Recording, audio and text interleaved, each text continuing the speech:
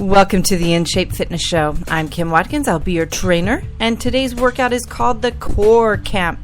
You think you need a boot camp? Try this Core Camp. It's a short but very focused, equipment-free routine that will help you focus in on your abs, your back, your hips, and your glutes. And just a couple of these routines, maybe twice a week for the next few weeks during the last part of the summer, you're going to feel super great, just as you're wearing your swimsuit basically the entire time.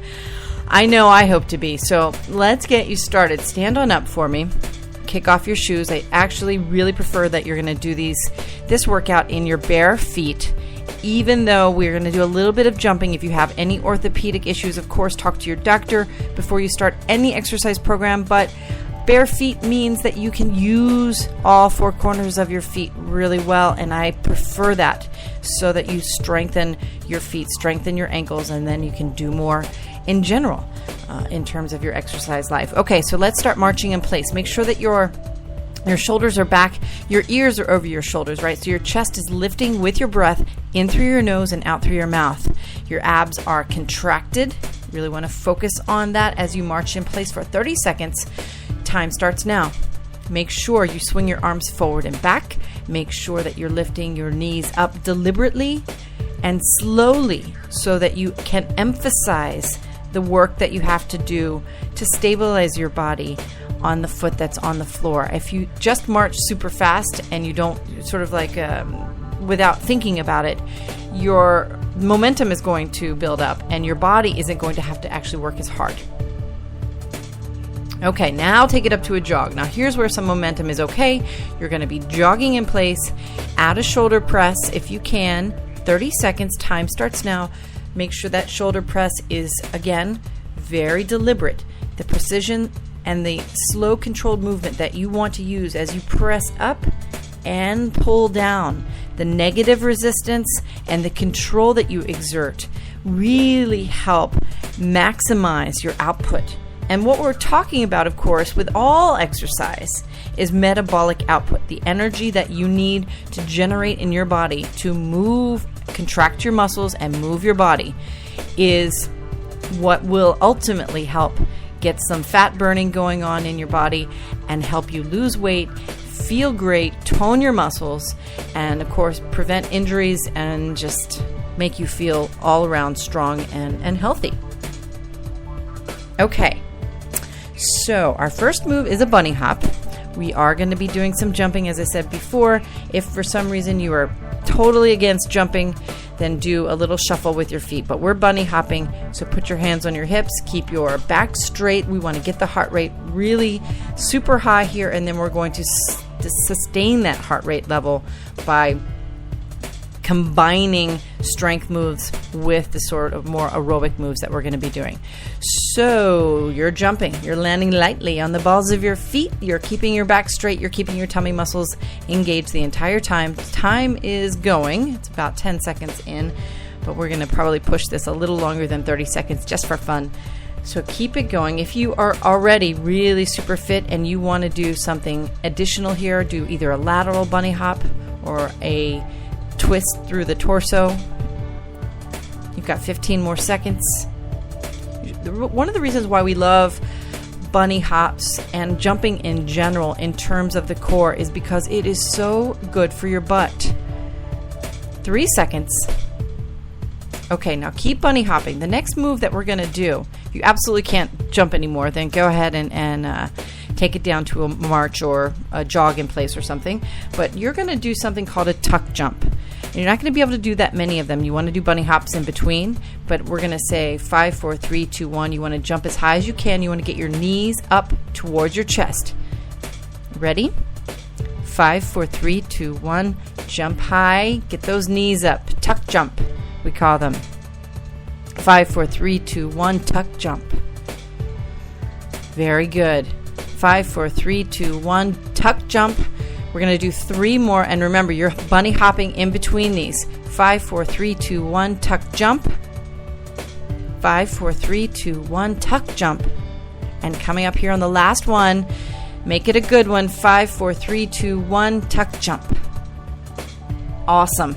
Okay, Now we're going to spend a little time changing directions with the body. So you're going to do something we call a walk out Spider-Man. What I want you to do is to bend your knees a little bit, bend over, put your hands on the floor, try to get your butt as low as you can, and then walk your hands out. Leave your feet in one place.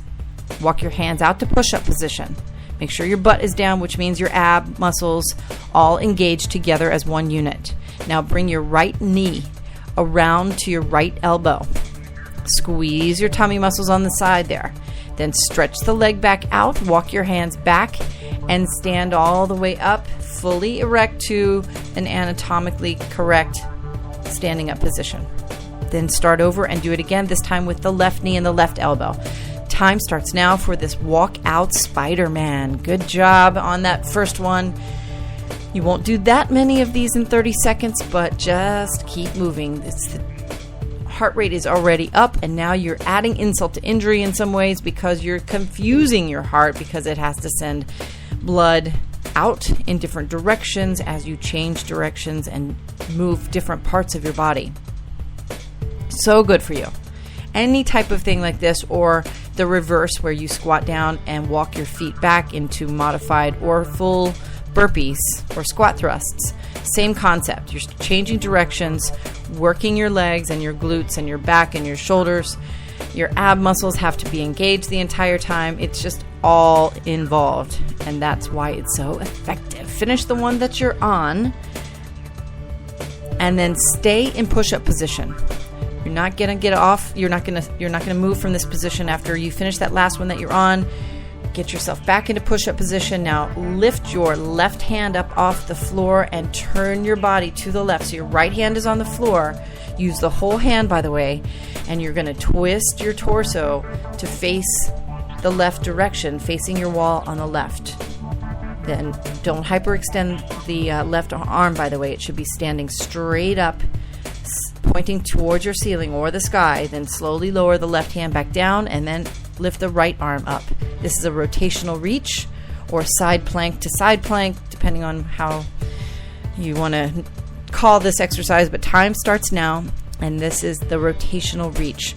Just staying in the plank position the entire time, rotating the body from side to side very slowly. There is no rush here. You're almost halfway through. Keep breathing. Your abs are engaged the entire time, obviously, with that emphasis, side to side emphasis on the applicable obliques. 3 more seconds. Now back into push-up position, and we're going to do some mountain climbers. All right, you know what mountain climbers are. You have to be living under a rock for the last 5 years to not know what a mountain climber is. So you're going to bring your one knee in, jumping your feet in and out. Knee in, leg out, knee in, leg out, right, left. If you absolutely cannot do the jumping version, just walk one leg in at a time, but try to bring the knee up underneath the body. And time starts now. Keep your butt down, which is somewhat of a challenge depending on how, kind of how bulky you are, if you will, in terms of how much range of motion you have in your glutes and back, as far as how quickly or how significantly you can get your knee up underneath your body. But just keep it going. Keep moving for another 15 seconds. These are mountain climbers. Yes, they are hard. They are aerobic. You're working lots of muscles. Make sure your hands are fully engaged. Don't just use the heel of your hand. Coming up on 5 seconds here. And 3, 2, take a rest. The next move we're going to do is a push-up. So we're going right back into the push-up position, which even though you might be feeling a little bit of tension in your wrists if you want to do a couple of circles through the wrists, one of the reasons why you're doing that is because you put too much pressure on the heel of your hand. If you use the top part of your palm and your fingers, you're going to distribute your body weight a little more evenly in your arms and put less pressure on your wrist. Okay, so let's go to those push-ups now. If you need to do your push-ups on your knees, that's okay. That means that your 45-degree angle exists between the floor and the thigh. Your arms are your hands are under your shoulders vertically, but you can widen your hands so that your arms recruit your chest muscles as well. You're inhaling on the way down, exhaling as you lift back up, and time starts now. Push-ups. We're right at the 10-minute mark and right about at the halfway point of this workout. So if you hang with me for another 10 minutes, we are going to do some really great hip work, great butt work, and of course more abs and more back. Coming up, the next move is going to be a Superman.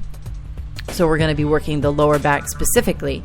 And then we are going to do a plank, and then we're going to get that heart rate back up a little bit more before we turn over. Okay? 2 more seconds on the push-ups, and now lower your body all the way down to the floor on your tummy.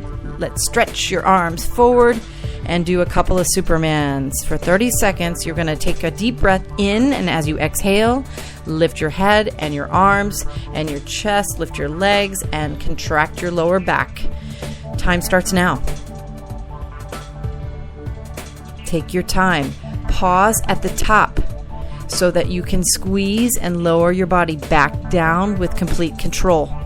Again, sounding like a broken record here, but the negative resistance that you get, the effort that you get in both directions, increases the output that your body spends, which is metabolism. This means that your metabolism will burn longer after you finish the workout, and that you are going to reap much more of the rewards by having spent this time. So effective use of your time, rather than, wonder what exercise to do next. Okay, now bring your forearms up underneath your chest and lift your body into a plank for 30 more seconds. Time starts now. Everybody knows what a plank is. Make sure that butt is down. You should feel your tummy muscles fully engaged. And 12 minutes into an exercise routine where we're pretty much, for the last 9 minutes, you've been in this position. So your abs should be really working as a unit together well. And that's what's so key about being in prone position, or in a position here where you have to sustain your body in plank, because the internal rib muscles, the transverse abdominis, those muscles right on the outside of your rib cage, your oblique muscles, and then the front and the back muscle all have to contract together as a unit in order to stabilize your body, hold it in place. And that is why it's so effective. Okay, now you're going to do some monkey jumps. We're going to get the heart rate back up. So now walk your feet in just a little bit and lift your hands, or put your hands back down on the floor. Lift yourself into push-up position on your hands one more time. Use the whole hand, and you're going to jump both feet side to side like a monkey. Time starts now. Your butt's going to be in the air a little bit more for this. Totally fine. But your heart rate's going to come up again. Jumping as high as you can, side to side, as far as you can, side to side. And have some fun with this. I do this move with my kid in the apartment all the time in New York City. It's just fun to do, I gotta say. And it's pretty darn hard. You're working your shoulders big time, working the back of the arm. You're working your chest muscles and your back, of course. Excellent. 5 more seconds. Turning over from here. 3, 2, and 1. Excellent work. Turn your body over into a hip bridge position now, where your hands are down by your side. Your head is on the floor. Obviously, your back is on the floor. Your feet are on the floor, hip width apart, with your pinky toes and heels in line. And you're going to lift your hips up into a bridge. And just hold this position. Right? Make sure that you use all 4 corners of each of your feet. So press your toes into the floor. Feel the activation of the back of the leg by pressing your toes into the floor. Now, if you cannot feel this in the back of the leg, it's probably because your feet are too far away from your butt. So you might want to scoot them back. You don't want a more acute angle than, say, about a 90-degree angle, a little less than a 90-degree angle at your knee joint. So don't scoot your feet in too far. 10 more seconds, by the way. But focus on squeezing your butt cheeks and focus on some pelvic floor muscle contraction. That helps you stabilize everything, and it really encourages your sort of ability to be aware of the abdominal cavity. So you can draw your belly button towards your spine as we start the next move, which we call a Swiss hip extension. So we're keeping it going here. I don't want you to lower your hips. What you're going to do is you're going to lift your left leg up in the air, hinging at your hip. You don't need to straighten your leg. You just need to lift the knee, rotating the foot up into the air, and then tap your toes very gently for 15 seconds. Time starts now. Now, your right hip is doing the majority of the work in terms of holding your body up into this position, and you should really feel this in the back part of the right leg, that stable leg. Now we're going to switch. So put the left foot back down in its right place. Don't turn the toe out. It should be right underneath your knee, and use the whole left foot. Now lift the right leg up and tap your toes. 15 seconds. Time starts now. Gently, very gently press down with the right toes and then lift up, hinging at the hip. 10 more seconds. We're going to do some crunches. 4 more moves after this is over and you will be done. Ready?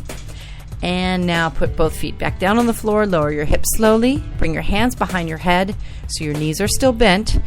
Your feet are on the floor. And what you're going to do is you're going to lift both feet up. Bring your knees towards the top part of your belly, and also lift your head and your chest and the top of your rib cage up. Bring both elbows to both knees, squeezing, and then back to start. This is a total body crunch. It's also called a dead bug crunch. I have one client who calls it a fried shrimp. Squeeze, then go back to start. Time starts now. Total body crunch. Very good. I said 4 more moves, but I'm actually looking at my list here, and it's 5 more. 4 more after this one. 10 more seconds. Squeeze. Stretch back out. Oh, not stretch, but, go back to start. Keep it going. Last one. Okay, now extend your arms back down towards your sides again. What I want you to do is you're going to lift up your head and your chest a little bit, sort of straight up, and then laterally around to the right side so that your right fingertips can touch the right heel on the outside of your body. Then go back to start. Then lift up straight again, but this time reach around to the left side, stretching your left hand down to reach your left heel. Then back to start. Side to side. Time starts now. 30 seconds. This is called a heel tap, and it obviously works those side muscles, your oblique muscles. And it's pretty effective. It's really good at isolating, but of course you're also lifting your body up, which engages the rectus abdominis, that big, muscle down the front of your body. So I'm getting a little bit of ab action here. Hopefully you're probably feeling it quite significantly here because we did so much in push-up position or plank position before. Your abs are probably pretty fatigued. Okay, now I want you to stretch your legs all the way out. And lift your hands up over your hips. They're going to just hover right here. Don't want you to use your hands at all. I want you to squeeze that abdominal cavity. Squeeze your belly button towards your spine and lift your head and your chest and lift up completely. I want the rib cage lifting from the floor until your torso is about 45 degrees off of the floor. Then slowly go back to start. This is a simple straight leg crunch. Time starts now. But don't want your hands behind your head because I know at this point you're going to be pulling on your neck, pulling on your head to try and help lift yourself up. So do what you can without the use of your hands. Squeeze, move slowly. You've got 15 seconds. 2 moves after this. Very nice. All right, now we're going to keep this going. We're actually going to use the arms a little bit now. You're going to lift your hands over your head so that when you lift up, you're going to rotate your hands forward, and that's going to help propel you a little bit. You're going to need to use momentum probably. This is a jackknife crunch. So as you lift your torso and your hands up off the floor and lift your body even higher than the last time, lift one leg and reach your hands towards your shin in sort of a junior V up, which is a Pilates move. But then go back to start, and then lift the other leg up the second time around.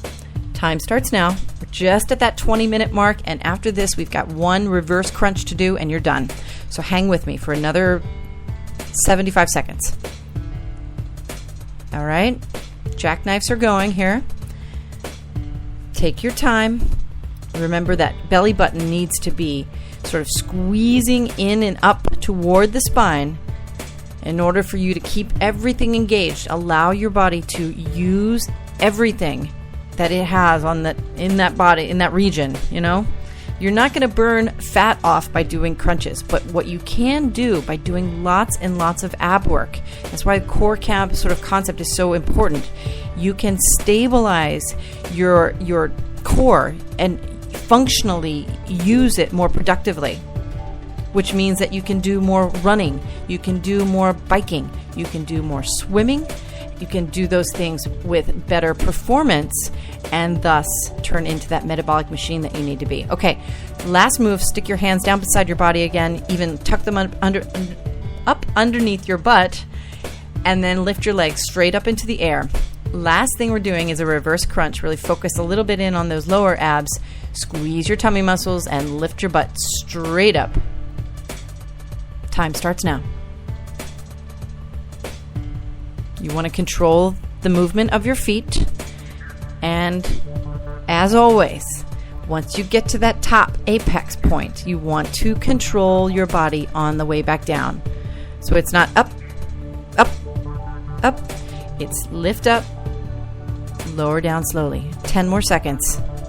You've done a really great job today. And what you want to do as you finish up here is stretch your legs out, stretch your arms over your head. You've got 3 seconds. And take a couple of deep breaths. Very good. Stay here for a few more minutes. I really thank you from the bottom of my heart. Thank you so much for joining me for this workout. This is the Core Camp from In Shape Fitness, and I will be back next week with another new In Shape Fitness show routine. In the meantime, if you need a quick reference guide to the moves that we've just done, visit inshape-fitness.com, and I will see you again soon. Have a wonderful day.